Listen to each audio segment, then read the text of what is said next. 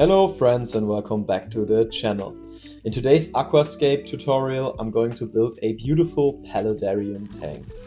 A mix of land and water. I'm going to cover how to build a base, how to add stones and especially how to add plants and moss in this video. Let's jump right into it.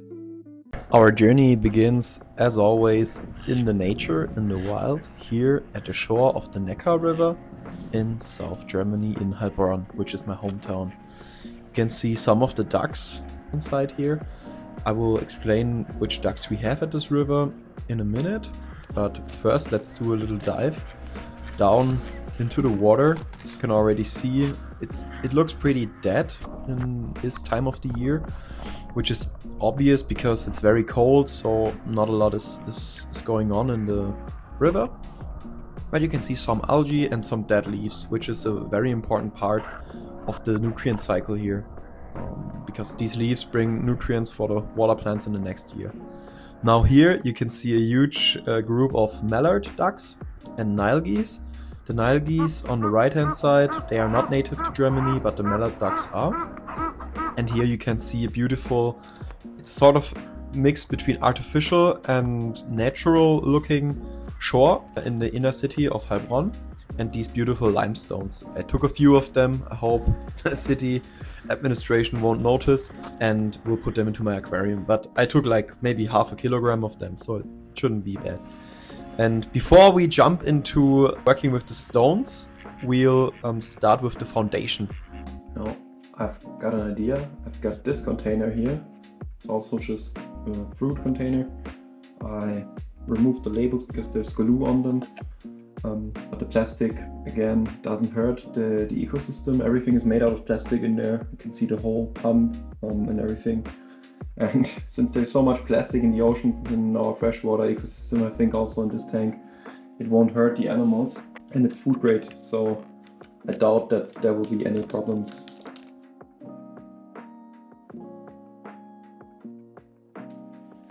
Then I want to place it here.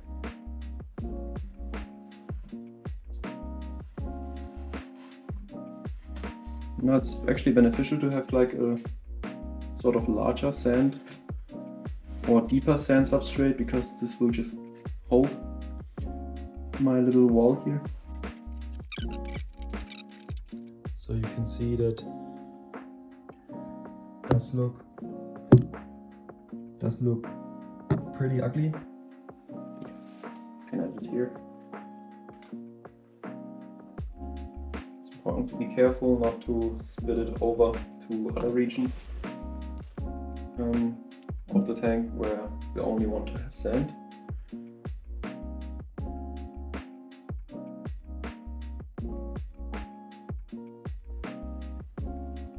Alright, the remaining aquasoil, I want to use it for some more details later on, because all of these plants that we used for the ground before, the avocado plant and the small ground plants, the Hemianthus Callitrichoides cuba, they are used to the aquasoil, so I want to give them some aquasoil to start growing in again. But let's again add sand to top it off and to prevent any aquasoil from flowing over this area here. So in the end, this is just to contain it at the moment. In the end, the sand will contain all of it. At least that's the plan. As I said, I've never done a scape like this. We will see how well it works, or if it doesn't work at all in the end.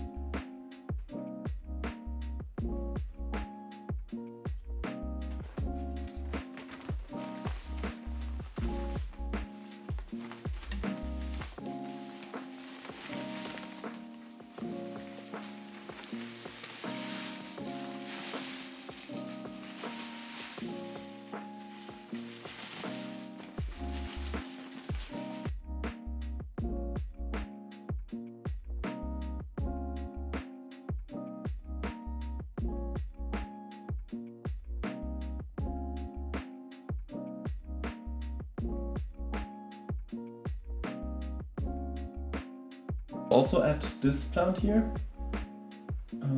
This is a plant probably every one of you is familiar with. Maybe not with this plant as it looks at the moment, but with the vegetable. Or not really a vegetable. It's actually, biologically speaking, it's a fruit. But I'm sure all of you ate it already. Maybe you can put in the comments if you have a guess what plant it is. I will put this in once it has created or has established some roots. It hasn't yet. I put it all away, or I cut it off some of my other plants. If you have idea. Now, after we've created this island here, I want to take away some of the sand here and add aquasoil. Then put the sand back. Just going to add it here quickly. Just like in this trench here.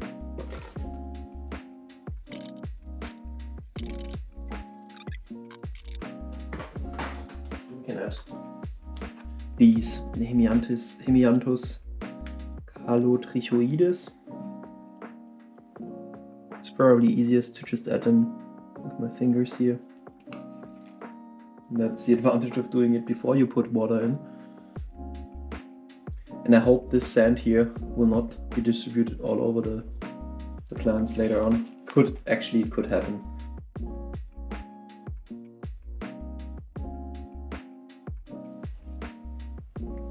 So this is a technique that I like to use in order not to get any dirty water from the fish tank into my mouth.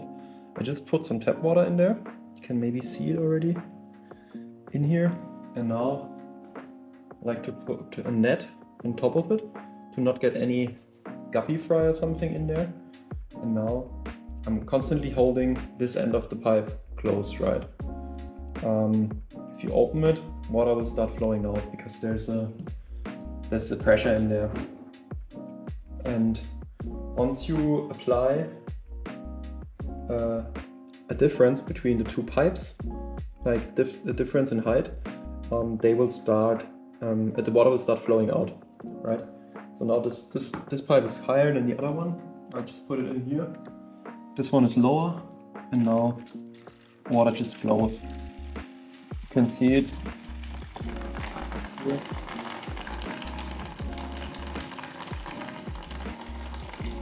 Like magic. And I don't have any water in my mouth. There's no fish in there. And that the water is quite yellow, so I need to do a water change to my larger tank in the future. So this is always a nice part of each aquascape, but also a little bit of a scary part. So I really hope I don't destroy the whole scape now. But let's see. I mean, we have to try at some point with putting in water. And yeah, because we have to test the pump, right? We have to test it, and the only way to test it is to put water in. So pressure is on, guys. So let's very slowly put in this water here.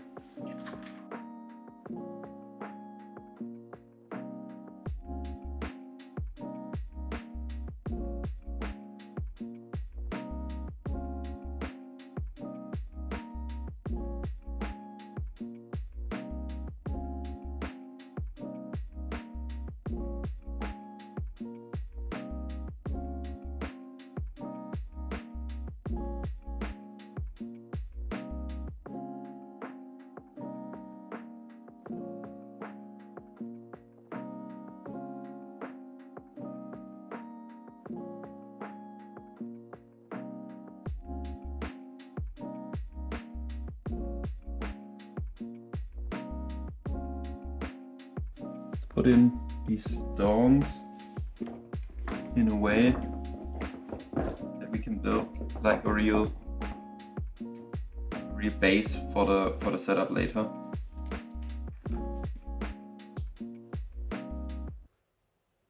You can see there's more dirt coming into the setup now, because I didn't clean these stones at all. on purpose, because there's beneficial microfauna, beneficial bacteria on them, beneficial algae, probably completely different algae compared to what I already have in the scape. That's what I want, right? I want to go for natural setups here, no artificial stuff, and that's why it's beneficial to not clean them. So now we have already a better elevation, I would say, than before. Maybe this here as well, the stone. I want to create like a base that is as even as possible, if you know what I mean. Yeah, usually it's way smarter to do this when the scape is still dry. As I said, didn't work out at all when I tried it yesterday. So I'm just going for another kind of technique today. Put this stone here. You can put it a little further back. So there's some more space for the small plant in the foreground here to grow.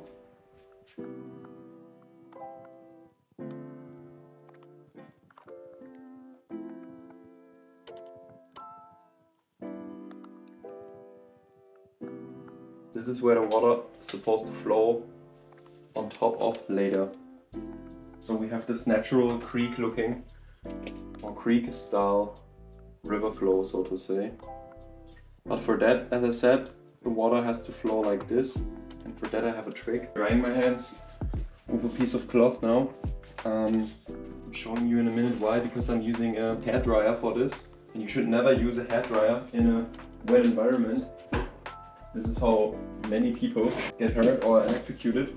But I'm using it, I borrowed it from my fiance. I'm using it in a safe distance, so to say. I'm just applying it on this pipe here.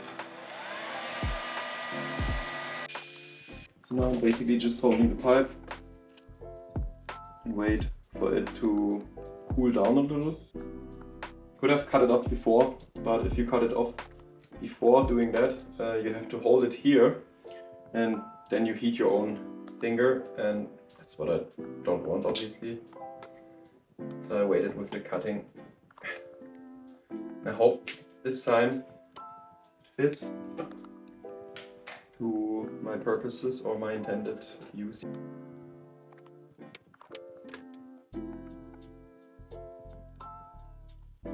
You probably cannot see it at the moment because the water is still so dirty, but wow, this looks cool from above.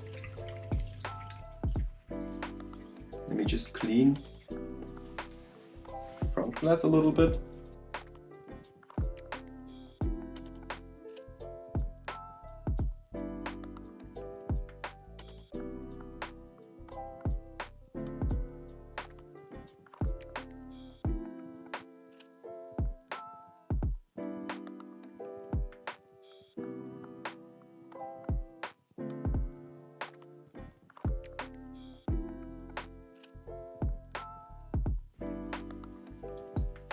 You always have the risk of making your wall wet, right? Maybe I can do it like this. So we have this one here, this one here.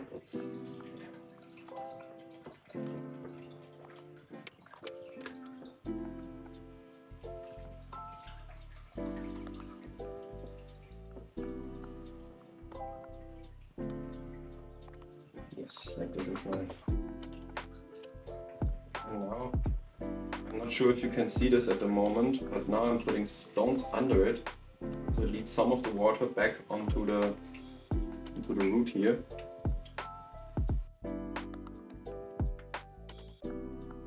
Yeah, so this moss here also gets some water exposure. I think we can just take those stones and put them here as well, because they don't serve a structural purpose down there anymore. And I think these stones also look super great on the moss here. Oh, this looks really nice now. Yeah, like this, I think it will stay relatively wet. You can see the drops here already. So some of the moss will stay wet, some of the moss will probably not be wet and probably die over the course of some time. Yeah. And now I've actually forgot something. I forgot to add the avocado tree, and then I have a lot of moss that I also want to add to it. So here's the avocado tree again. Could actually... there's also a small bladder snail from the hardscape. Don't know if you can see it. This little guy here. Actually, I think this spot here... Let me wipe the glass before continuing. I don't want to hold the stem of this young avocado tree too long, because I have noticed that avocado trees are very fragile, especially when they are young. I think it should be fine to put a tree there, maybe to make it a little more safe here. Just put this small stone on there.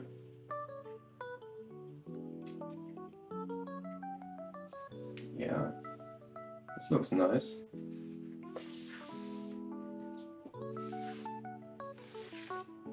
And I mentioned it before, I collected a lot of moss in the wild, and it's actually some quite huge patches of moss. I would generally say that you can always pretty safely collect moss in the wild. Just go to a tree and collect it. Collect only so much that this doesn't destroy the whole moss population, because moss is also very important for nature. But it's definitely like nothing that you necessarily have to buy in the store. You can buy it in the store, but I would say there's no need to do that. And look at this color of this moss. Oh, absolutely beautiful. I know I'm always crazy about moss, but I think this year explains why I am so enthusiastic about moss. Maybe because this is now really bone dry. Can submerge it once into the water, and moss really soaks up water instantly. And I'll just put it here, and it already look, it directly fits. It looks perfect, and I think this will do amazing in this setup here. I also brought some way smaller patches of moss. Don't want to put too small patches in there right now, because I don't have a cover for my filter yet, right? And I don't want to put too much moss in it because I'm afraid it will break. And I only bought it 2 days ago. No, it's not a filter, it's a pump. But you know what I mean. I want to put in this plant here. I don't know what it's called. I got it as a present. Maybe if one of you guys knows, you can put it into the comments, the name of the plant. It already has air roots here. I think you can see it in the camera. So it should grow just fine. It grows in one of my other tanks pretty well. So why not try it here? Actually, you can put it closer to the water. Maybe to this newly created moss section here. Yeah, slides right in. Super cool. Creates like, or it has like another completely different color than the other plants. And actually, just for the sake of style, I will put it the other way around. Because see, in 1 or 2 weeks it's completely upright, or it died. That's also a possibility. But the leaves usually check where there's the light source is coming from, so the sun, where it's coming from, and then it will just grow into that direction. I collected it when I went on a hike with my mom and with my fiance and our boxer dog, and there's many different varieties of moss in there. Not even sure if this is considered moss, but this stuff, just do one water change. Usually I don't do that, I wait. But somehow the water is really not clear in this scape, and this is because of the sand, I assume, which is why I will just try and change this here. by a 100% water change basically. Maybe also let's move these water lily roots here a little bit. The last step in this paludarium video is changing the water. You saw that the water was really milky or murky, so I finally did a water change, and now I think the result is absolutely beautiful. For me, it would be very interesting to hear which animals or other plants I should add to this paludarium. I'm thinking about lots of snails, because snails have this amphibious way of life, I would say. I already saw some bladder snails in the last 2 days hopping on and off the land area, which is super interesting. If you have any ideas, guys, please put them into the comments. Also, I would really appreciate a like to this video and a subscribe to my channel. This really helps me a lot and means everything to me. I'm a YouTuber in my early stages, so if you hit that subscribe button, this really helps the channel a lot. And if you found this video interesting, I'm sure you will like the first video in this series. So why don't you go ahead and click on this video now on the right hand side here. Thank you guys.